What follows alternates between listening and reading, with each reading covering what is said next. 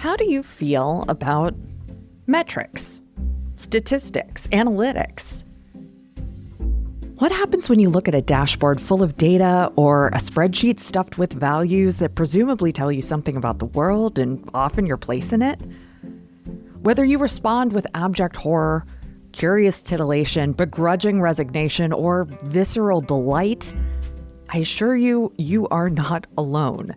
Data, especially numbers that relate to action we could or should take, provoke a wide variety of responses, often all at the same time.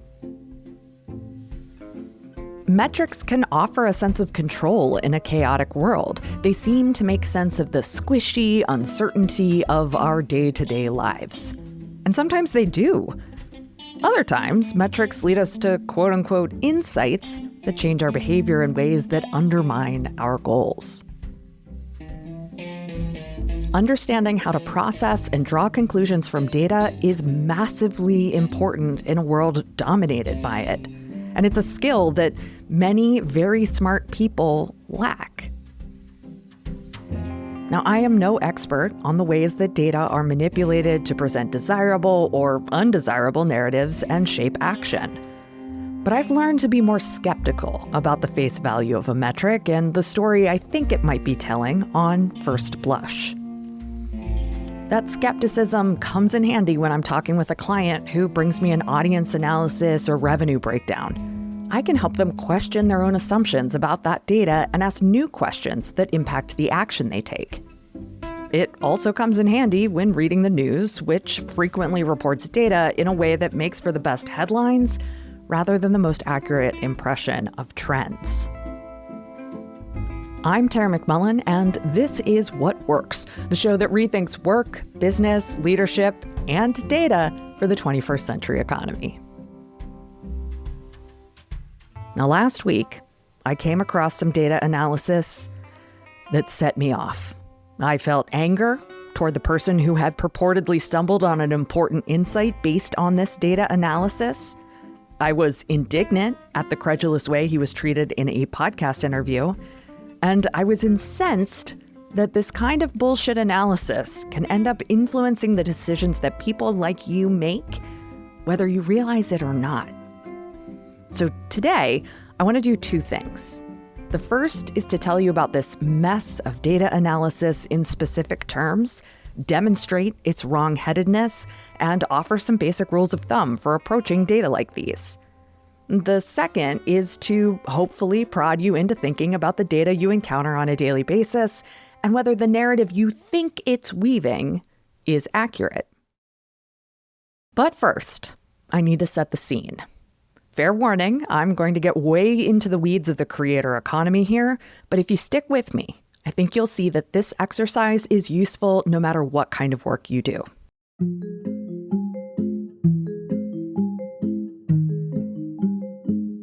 The rise and fall of the clip economy. Unless you live under a rock blissfully free of social media, you're probably familiar with the phenomenon of posting clips of longer-form content on platforms where short-form video is the norm. You might come across a clip of your favorite celebrity podcast, or a clip from a comedy special, or a clip from a news broadcast. Instagram, TikTok, and YouTube Shorts are full of clips of one kind or another. Clips are distinct from content created specifically for that 60 or 90-second runtime. They have their own conventions and appeal to viewers in different ways. Now, what you might not know about clips is that in recent years, clip farms have emerged as a cheap way of getting long-form content, especially long live streams, ready for vertical video distribution.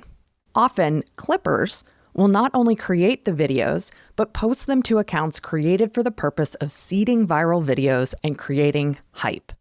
Clips help creators and performers diversify the platforms they can appear on without a huge investment of extra time creating even more content.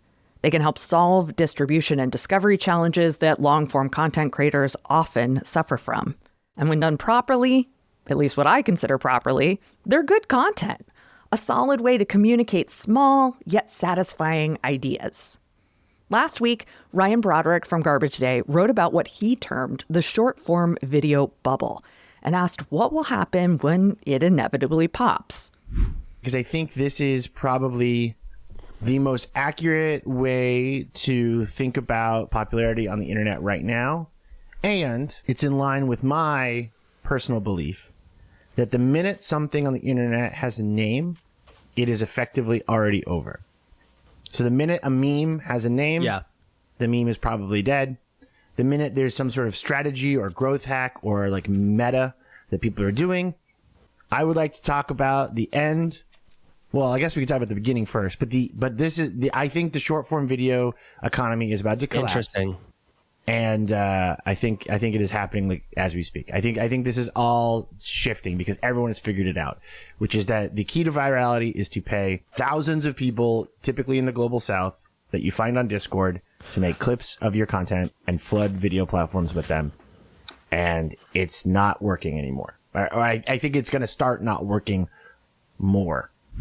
Looking out at his long career, at least in new media terms, he sees some familiar patterns, namely finding ways to spread ideas in tiny packages, whether that's GIFs, Vines, tweets. But he also wonders whether this particular medium has reached the end of its viability. He writes, quote, "There was an assumption that carried across Vine, Facebook Watch, TikTok, and Instagram Reels that the economies of scale and attention would eventually make sense, that short-form video would eventually mean something, that either creators would get the chance to graduate from short-form video to TV and movies, or at the very least make something that felt more important. Instead, things have only become stupider and more wasteful as platforms demand more video content than ever." In the middle of Broderick's piece was a link to a post on X by Ed Elson about how clips have become the dominant form of social media content. But I didn't notice this citation until a few days later when I returned to Broderick's piece. What made me return to Broderick's piece was that I noticed Charlie Warzel was also talking about clips on his podcast, Galaxy Brain. But whereas Broderick was warning about the bubble popping, Warzel's guest was claiming that clips were ascendant and that if you didn't share your stuff in the form of clips, people would be force-fed clips of odious content from the likes of Lux Maxer Clavicular and white supremacist Nick Fuentes. Warzel's guest? Well, one Ed Elson. Early in the episode, I largely agreed with Elson's initial analysis. One point that I got excited about was that Elson argued that clips aren't promotional content. They are content. To be successful, a clip should stand on its own in a relatively meaningful way. Now, not to toot my own horn, but I've been saying this in a slightly different form for a long time now. And the good folks at SparkToro even gave this kind of short form from long form content a name: zero-click content. As in, a snippet or clip of your longer form content should be valuable on its own without the need to click to the longer version. Okay, so far, so good. I'm on board. Then Elson started talking metrics. It was actually metrics that started the whole conversation. The live streaming platform Kick and the clipping marketplace platform aptly named Clipping recently released data on top streamers' clip performance.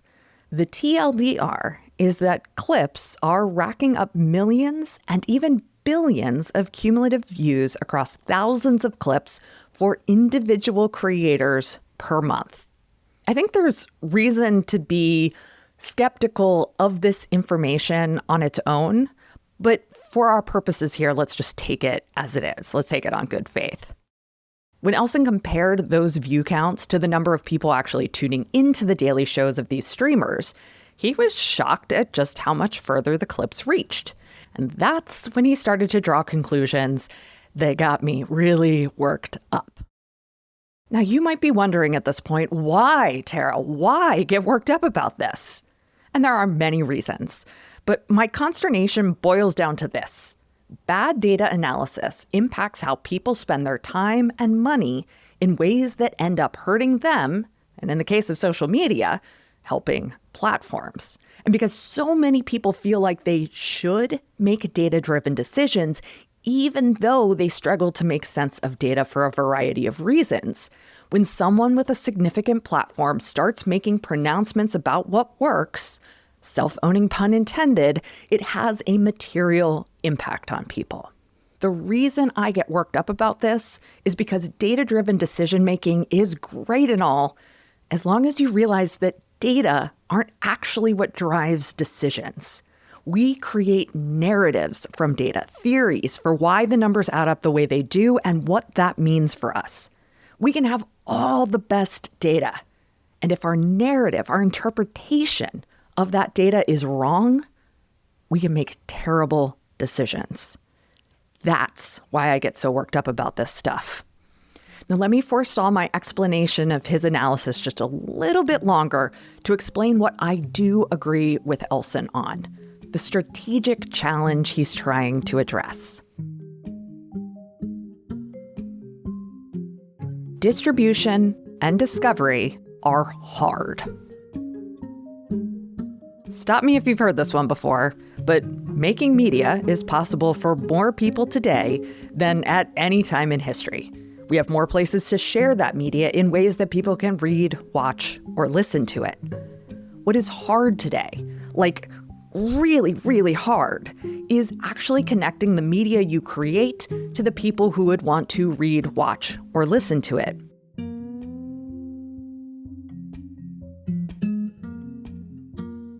For a brief period in the 2010s, this seemed like a solved problem thanks to social media.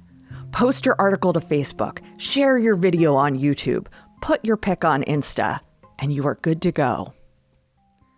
But as we now know, that all but guaranteed reach of our posts at that time was due to the fact that we were early in the enshittification cycle. In that first phase of the cycle, platforms intentionally made themselves attractive to people who made media and posted content. Those platforms needed posts to fill up their feeds so that they could then increase their ad inventory and make more money. Without posts, there's no place to insert your ads. Now, once those feeds filled up, the reach dried up. Distribution was no longer a given, even to people who indicated their desire to see your content. And if even your fans weren't seeing your content, what hope did you have of reaching people who hadn't yet discovered your content? I think we know the answer. It's slim to none. With the rise of TikTok and algorithmic distribution that's interest-based rather than follower-based, we got a new tool for distribution and discovery, and a new platform where the enshittification cycle was starting over again. TikTok and the platforms that have adopted its approach to algorithmic distribution are critical to reaching new audiences. I agree with Elson on this point. When you create long-form content, let's say anything over 15 minutes or 1,500 words, you're asking people to make a commitment. Heck, it's hard to find 15 minutes to run an errand, let alone watch or listen to someone I don't know from Adam. But I always have 15 minutes or 2 hours for Michael Hobbs, Adrian Daub, and Nilay Patel because they've earned my trust over time. Posting clips of longer form content gives people a way to warm up to you and your style before making a long form commitment. Clips are also more shareable and they have more social ways to engage with them. To be clear, there are other avenues for getting in front of new audiences. So if short form video isn't your thing, you've got options. But any media maker needs some way to get in front of new to you viewers, readers, or listeners if growing a platform or increasing impact is a goal. Now, had the strategic level of Elson's argument stopped here, I might have forgiven the botched data analysis. But it didn't.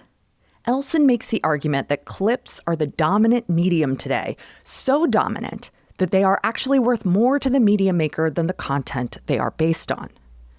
Maybe there is a business model where this makes sense. But if there is, It's niche, precarious, and probably not all that profitable. Instead, clips, and really any distribution and discovery strategy, need to be part of a larger strategy for creating value and catalyzing exchange. You can't run a business on traffic alone.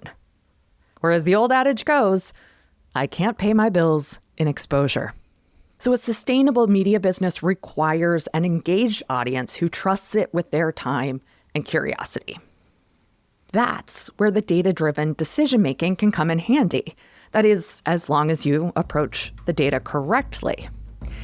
Which brings us to the data analysis portion of this episode. Let me walk you through the common pitfalls that Elson's analysis falls right into and how you can avoid the same pitfalls in whatever metrics you're needing to analyze and act on, whether you're a creator and media maker or anything else.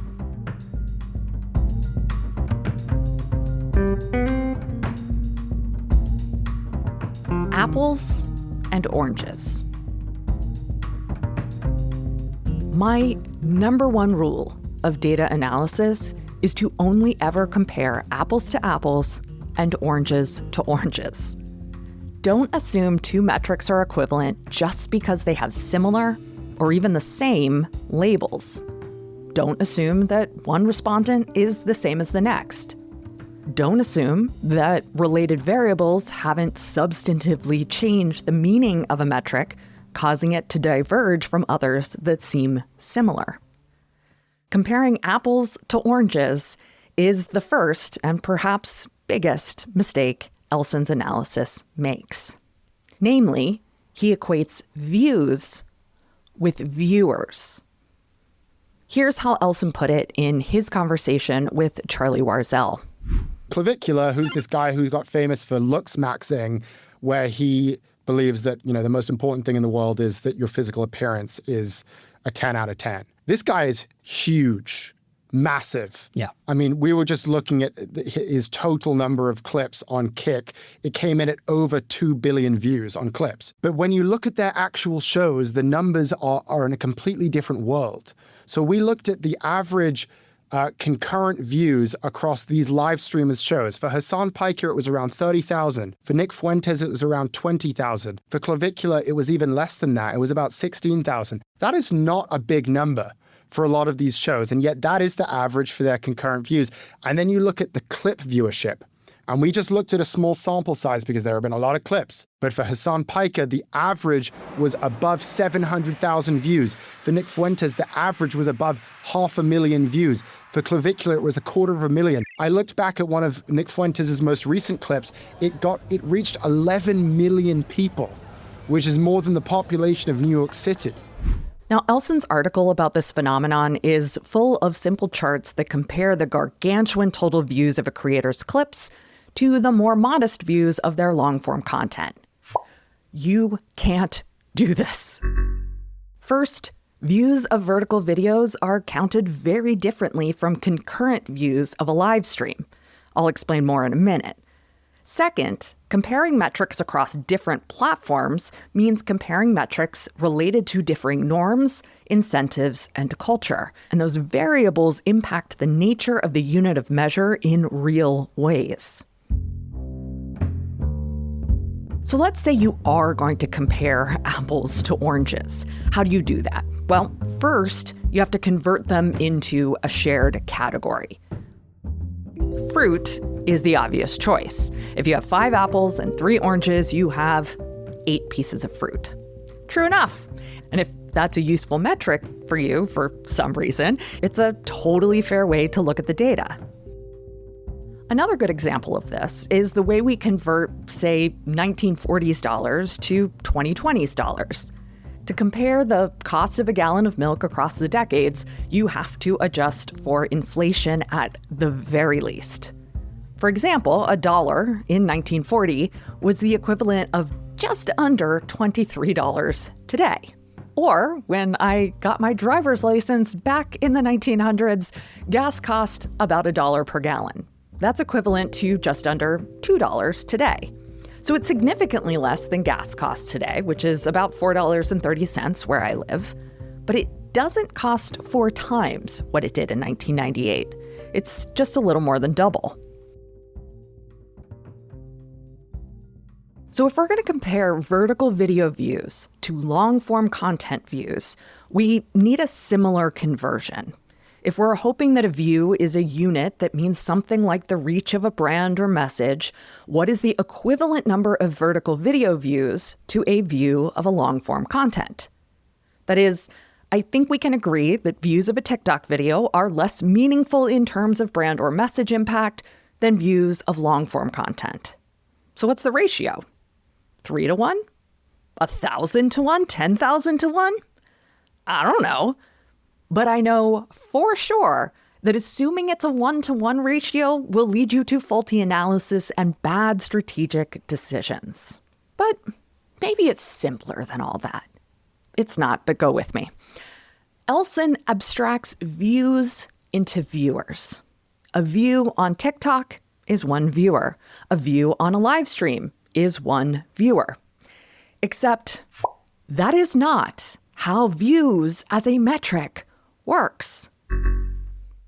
When Elson says that Fuente's recent clip reached 11 million people, more than the population of New York City, he means that it had 11 million views. When he says that Fuente's stream has 20,000 average concurrent views, he means that 20,000 people tuned into the stream. So we're balancing 11 million viewers versus 20,000 viewers. But that is not what those numbers mean. Views means plays of a video, not the number of people who watched it. Can you extrapolate some viewership information from that number? Sure, maybe, sort of. But you can't conclusively state that a clip reached more people than the population of New York City simply because of its view count. Views include replays. They rack up even as people scroll right on past them in the feed. Views are not viewers. TikTok counts views on videos shorter than 3 minutes almost as soon as it begins to play. So your run-of-the-mill 90-second clip is going to rack up views from people who swipe up on it as soon as their brains register it's not something they're interested in. If you get distracted and the video plays on your phone 10 times before you get back to your TikTok feed, guess what? That's 10 views. Now, Instagram, on the other hand, uses a 3-second threshold for counting a view. And that seems like an eternity next to TikTok's standard. But it's still nothing you'd recognize as meaningful engagement outside of the bizarre game space that social media has created. And all of this assumes that platforms are reporting metrics in good faith, something that is far from a given with the big platforms, and even further from a given with the platforms who have every incentive to exaggerate their numbers. When it comes to long-form content views, Elson's mischaracterization is just as bad. He notes that he's using average concurrent views. Now, anytime I've encountered this kind of metric, I've understood it to mean the number of people watching at any given time, averaged out over the duration of the content. So you might have a peak viewership number, which would be the largest number of people all on at one time. And then you've got your average number, which is from beginning to end, the average number of people who are tuning in. So for example, you might get on your live stream and have 35,000 people tuning in 5 minutes into the stream. Then 15,000 people tuning in an hour into the stream. And 20,000 people tuning in 90 minutes into the stream. The average of those 3 counts is 23,000 concurrent views. And of course, that is a very simplified calculation. Here's the thing. Concurrent views are actually concurrent viewers.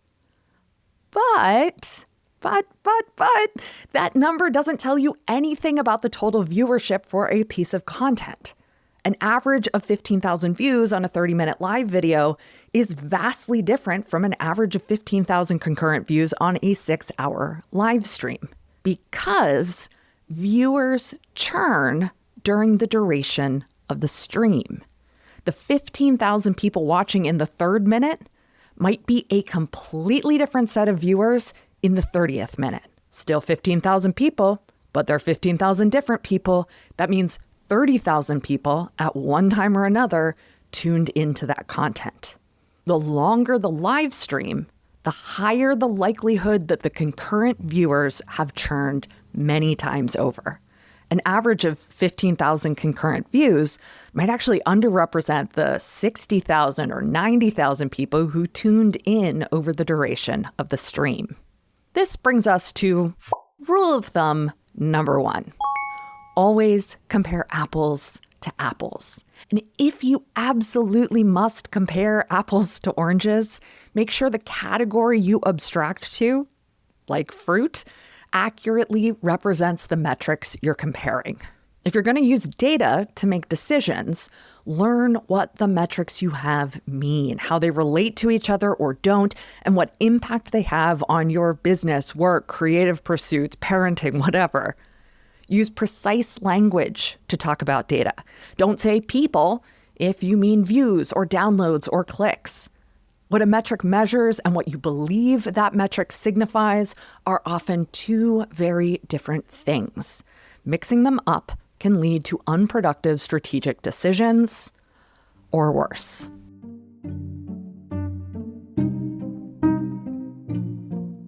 Iceberg metrics. Every metric is an iceberg. The part you can see, for example, views, takes your focus away from the mass of information and context beneath the surface. Here's what I mean. We see the number of shares on a post, but we don't know why or with whom that post was shared. Someone might share a post that angered them, delighted them, or surprised them. They might share for laughs or for tears. They might share with their partner, their college roommate, their client, their parent, or their child. No one share has exactly the same context looming beneath the surface as another share. Views are also iceberg metrics. Building on what I said earlier about the ratio of vertical video views to long-form content views, the invisible information contained in a TikTok view is fundamentally different from that contained in a YouTube or Twitch view. TikTok delivers videos to you passively based on what its algorithm calculates you want. It's a very low-intent platform. That's what makes it work. And that has significant strategic upsides. Namely, TikTok has greater potential for distribution to new audiences than legacy platforms that are built on active follows rather than passive consumption. Platforms like YouTube and Twitch have some mechanisms for distribution to new audiences, but largely revolve around viewers opting in to follow individual channels or seeking out specific videos. Each view of a YouTube video indicates greater intent by the viewer. Podcasts, while not mainly a video medium, indicate incredibly high intent by the listener because there is almost no passive distribution to new audiences on podcast apps. Now, the deviation between low and high intent views matters because they indicate how different media forms fit into a media creation ecosystem. That is, some platforms and associated media forms are good for reaching new people. Others are good for nurturing audiences, and still others are good for converting audiences into paying customers. A robust and sustainable media ecosystem accounts for each of these functions. But here, Elson's analysis smashes these various contexts like a looksmaxer working on his jawline. He told Warzel, and so what I started to realize is it's not about the show. It's about the clip. That's how these guys are reaching people. And not only that, that is how the content is primarily being consumed. So it's not just a medium to get the word out about who you are. It's the entire medium. Maybe that's true for the three new media superstars Elson chose to focus on in his analysis. But if it is true, that doesn't say much about their actual influence. Ubiquity doesn't amount to impact. And impact doesn't always amount to ubiquity. You can think of different forms of media as landing somewhere on the spectrum between pure algorithmic distribution and pure user-directed engagement. TikTok is closer to the far end of the algorithmic side, while podcasts and books are on the user-directed engagement side. User-directed engagement always yields a higher impact on investment than algorithmic distribution. But algorithmic distribution is, in today's media landscape, an important consideration in growing the number of people who want to take the time to hear you out in full. If Hassan Piker, Clavicular, and Nick Fuentes have real influence, then it's generated by moving viewers beyond low-intent platforms. That is, low-intent platforms are where people find you. High-intent platforms are where influence actually occurs. I'm going to come back to the choice of these three Chaos Bros in just a bit.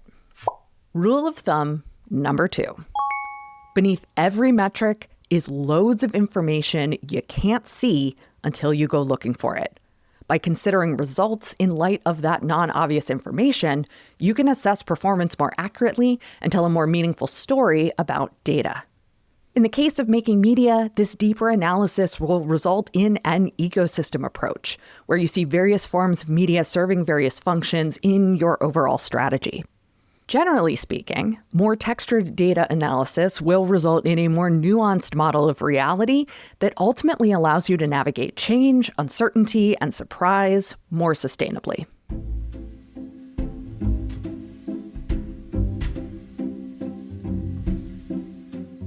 The stakes.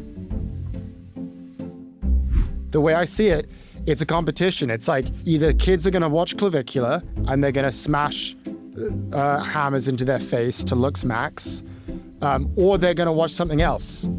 And I want to be the something else. Look, I know he's being purposefully hyperbolic here. At least I hope he's being purposefully hyperbolic here. But this is very, very silly. The internet is full of all types of content and creators. No matter how ubiquitous Clavicular, Nick Fuentes, and Hassan Piker might seem, I'm quite certain there is a not insignificant number of people listening to these words who don't know who those people are. It is not a competition between my content, your content, or Elson's content, and those three dudes. What Elson's doing here is raising the stakes. And raising the stakes like this, it's either my stuff or it's their stuff, is part of the cycle of counterproductive, reactionary decision-making. It both causes bad data analysis and is exacerbated by bad data analysis. Raising the stakes is also a classic move of people who really want you to buy their argument, often literally, without having a compelling one to offer. See, also, AI is an existential risk to the future of humanity. AI will take your job. AI will take all the jobs. But Elson continued to double down on the stakes of his argument throughout his conversation with Warzel. But when it comes to people like us, content creators, people in media, my view is we should be putting stuff out there. We should be competing with Clavicular. I would rather a young person watches my video where I talk about ways to establish economic security in America versus watching a young person watch a video of Clavicular smashing his face and doing meth off camera. And I think it's incumbent on everyone who cares about their work in media to think quite deeply about this question and recognize that if they're not watching you, they're watching Nick Fuentes, they're watching Hassan Piker, they're watching Clavicular, they're watching all of these guys. If you don't get yourself out there on these social media platforms, that's who's going to fill the void. Not only is this argument over the top, but it betrays a lack of understanding of how algorithmic distribution works. Algorithms are programmed to show you things that are adjacent to the content you've engaged with in the past. If I watched a bunch of crooked media clips on TikTok, I might get served a Hassan Piker clip because he's appeared on their shows before. But I would never get a Clavicular or Fuentes clip. Never. There's no way. On the other hand, if someone watches a bunch of Tucker Carlson or InfoWars clips, they may very well get a Fuentes clip fed to them. But they are never, ever going to be fed a Tara McMullen clip. I literally cannot compete for views with the likes of Clavicular or Fuentes, because no algorithm would ever show my content to someone who is earnestly engaged with their content. Maybe, possibly, maybe, there's a small chance that I might compete with Piker for views, but his audience and my potential audience would only overlap in the teeniest, tiniest ways. And of course, sometimes videos break containment and get distributed to wider and unsympathetic audiences. But that possibility, that slim chance, is not something to build a media strategy from. So that brings us to our final rule of thumb. Rule of thumb number 3, panic makes for a terrible strategy. Don't exaggerate the stakes, or you'll end up sinking time, money, and focus into tactics divorced from reality.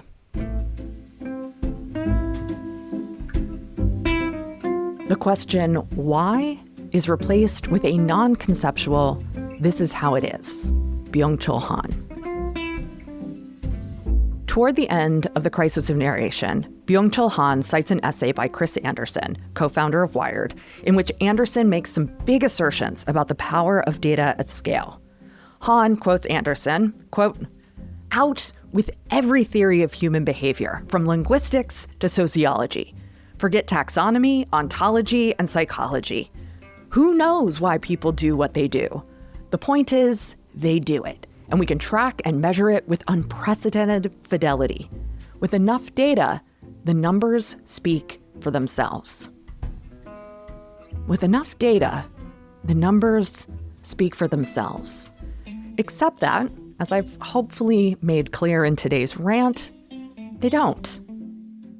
Han goes on to rebut Anderson's claim, quote, "Big data does not explain anything. Big data merely discloses correlations between things. Correlations are the most primitive form of knowledge. They do not allow us to understand anything. Big data cannot explain why things are correlated in the way they are. It does not establish causal or conceptual connections. The question, why, is replaced with a non-conceptual, this is how it is. As a narrative, theory designs an order of things, setting them in relation to each other. Theory thereby explains why they behave the way they do. It develops conceptual contexts that make things intelligible.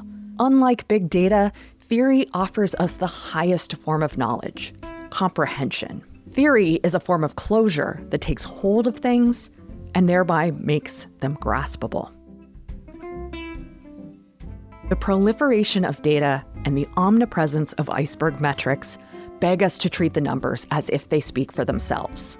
And ultimately, this is where Elson's characterization goes wrong, and where countless others have gone wrong betting on the numbers to be a glimpse into a world that is more real than the real world. It's a trap I've fallen into plenty of times myself. Data, especially in the form of seemingly unimpeachable metrics, promises us an objective foundation for decision-making. This is how it is. But without theory, without narrative, without asking why, we've got nothing to fall back on when the game inevitably changes. A nuanced interpretation of data is critical to sustainable strategy, whether you're playing in the clip economy, or working on a project at a Fortune 500, or even parenting your child through their school years. Without giving care to the narrative we form around data, we fall prey to the fiction so often represented as fact, that the numbers speak for themselves. We hand over our limited time, energy, and money to a course of action that benefits corporations and erodes culture. One last thing.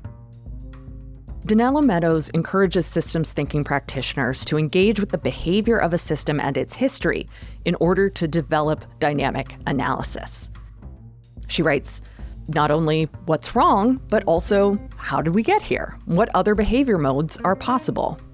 This kind of analysis, with an emphasis on considering how systems behave over time, prevents, quote, the common and distracting tendency we all have to define a problem not by the system's actual behavior, but by the lack of our favorite solution. If your favorite solution is always the one that has you chasing reach, influence, and virality, there's a good chance every problem will look like one that can be solved with some combination of those factors. If you perceive the root of the problem as a lack of your own fame, you'll always be looking for ways to achieve it. If you're after something more, if you're after comprehension rather than false certainty, impact over ubiquity, then look past the false neutrality of data. Without our healthy skepticism on that front, as Douglas Rushkoff writes, the choices are not choices at all, but a new way of getting us to accept limitations. Whoever controls the menu controls the choices. So don't let the numbers speak for themselves, because they're always speaking for someone else's goal.